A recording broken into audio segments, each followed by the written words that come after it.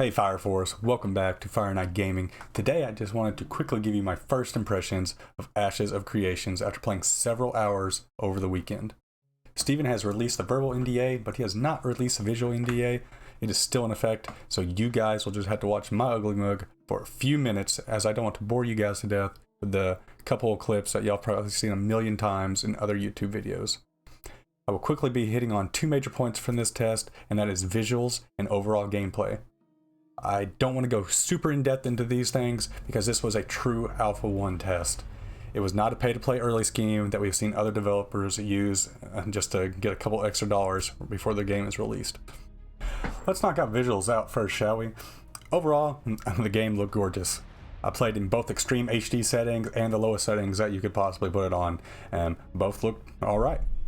In the extreme settings, my computer didn't have much strain on it whatsoever, even though the game is not currently optimized. It played fairly well. The landscape was flush with different visuals, like flowers and gems and mushrooms just scattered throughout the terrain, so when you were exploring the map, it really felt fleshed out and it wasn't ever really boring to look at. Each individual zone had its own style. So none of them looked like a giant copy and paste when you would go from one zone to another. You really felt like you were in a truly different area. The character models moved fairly well. Didn't look too blocky upon movement like some MMOs have that like robot feel as you move along. This one didn't have too much of that either. There was some small differences in enemy models within the same species. I really enjoyed that because it didn't make it seem like I was just killing the exact same creature over and over and over again. It really fleshed out the game to me. The only negatives in visuals I currently have is when you press Q to attack. It's your auto attack in this game. You have to keep clicking Q.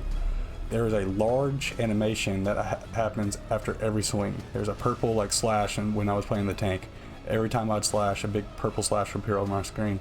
I believe this could drop FPS in massive group fights. It takes up a rather large amount of your screen, hides the enemy while you're attacking them. Honestly, I think it's unneeded. It's just a personal preference of mine. It's no way game breaking.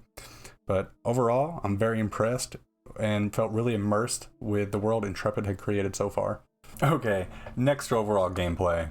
To start, I want to say I believe Intrepid is trying to make Ashes a true MMO RPG experience. And what do I mean by this?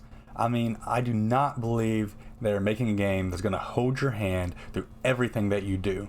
This is shown by the difficulty in some of the quests that they allowed us to partake in, and not having a giant line that shows you how to finish every single quest. I think they really want you to figure things out on your own or with another group of players. For the combat system implemented into the game, the first thing we need to talk about is that Q attack. Like I mentioned earlier, the Q button is your basic attack chain. You must click it every time you want to attack. This quickly became monotonous to several players I spoke with, and they would prefer to have some way to auto attack easier. Personally, I see what they are saying, but my main problem right now with using the Q was it made me feel like I was rooted to the ground. I really didn't feel like I had much mobility in fight when I was playing the tank. This feeling really concerned me for future PvP sessions because that is going to be one of my main focuses in the game. I do truly believe Intrepid is taking in all this feedback in their Discord servers, and I believe they will make a change to this mechanic soon. We got to see 3 skill trees during the alpha.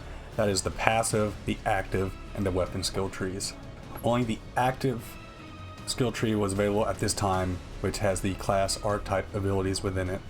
The other 2 skill trees were disabled. I'm curious to see if the weapon skill tree changes based on the exact individual weapon that's equipped or just the type of weapon you're holding. Tab targeting is a style of combat used within Ashes. Overall, it felt pretty fluid, switching from one target to the next. The only minor complaint I might have is reducing the distance of the targeting system. There were several times I tabbed to switch targets and it targeted a creature a little bit out of my range.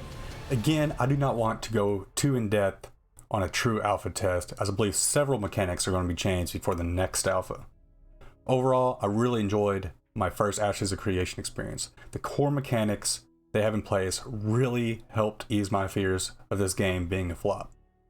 I truly believe Intrepid is making something great here, but I'm also glad they decided to delay the visual NDA, as there were some login hiccups and bugs at the start of testing that I believe people just would have went wild with. I feel like many people has lost sight of what a true alpha test is and judge new games way too unfairly before they've even had a chance. Well guys, that's it for me on my first quick impressions video. If you like this type of content, please torch that like button, hack that subscribe button for me, because it really helps me out and gets my channel going. Until next time guys, Fire Night Gaming signing out.